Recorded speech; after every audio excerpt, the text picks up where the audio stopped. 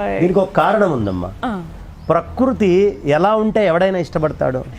రంగురంగులుగా, అలంకారాలుగా, పూలతోటి అన్ని విధాలుగా ఉండాలి. ఆడవాళ్ళందరూ ఊ అంటే చీరల షాప్కి వెళ్తావు, అంటే చీరలు కొంటుంటావు, షాపింగ్ చేస్తూ ఉంటావు. అంటే స్త్రీ యొక్క స్వభావం ప్రకృతి స్వభావం.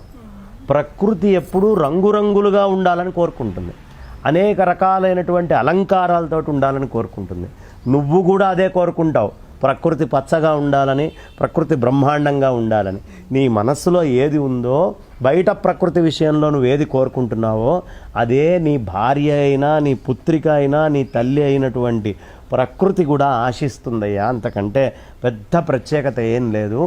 అందుకని వాళ్ళకి ఈ స్త్రీలకైనా సరే ప్రకృతికైనా సరే వివిధ వర్ణాల్లో, వివిధ అలంకారాల్లో, వివిధ రూపాలుగా కనిపించాలనే కోరిక ఉంటుంది.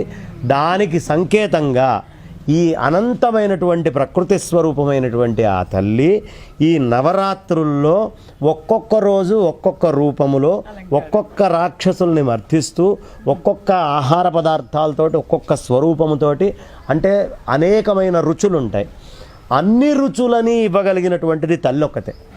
అందుకని అన్ని అలంకారాల్లో తల్లిని మనం చక్కగా చూసుకుంటూ ఉంటాం. ఇవాళ ఈ అలంకారం, ఇవాళ ఈ అలంకారం, ఈ అలంకారం అని. ఆ అలంకారంలోనే చాలా అందం ఉంటుంది. గురుగారు